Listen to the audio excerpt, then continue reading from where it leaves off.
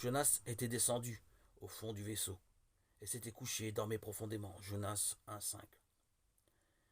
Être au mauvais endroit au mauvais moment et faire ce qui est mauvais est vraiment grave. C'est dans cette position peu enviable que Jonas, désobéissant à la volonté de Dieu, se trouve lorsqu'il monte à bord d'un navire partant pour Tarsis.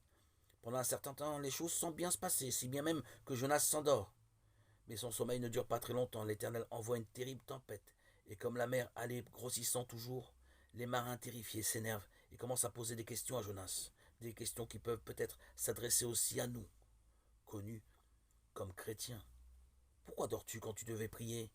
Jonas n'avait évidemment ni réponse ni excuse. Et nous-mêmes, si nous croyons vraiment ce que nous disons au sujet de Dieu, de la Bible, nous nous réveillerons vite et nous mettrons prêts à prier par toutes sortes de prières, de supplications. Éphésiens 6, 18.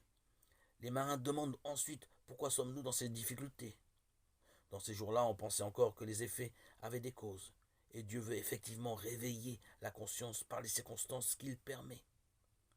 D'autres questions sont posées à Jonas. Que fais-tu? D'où viens-tu? À qui appartiens-tu? Quel est ton pays? Alors Jonas raconte toute son histoire. Il avoue sa culpabilité et demande aux marins de le jeter par-dessus bord pour résoudre leurs problèmes.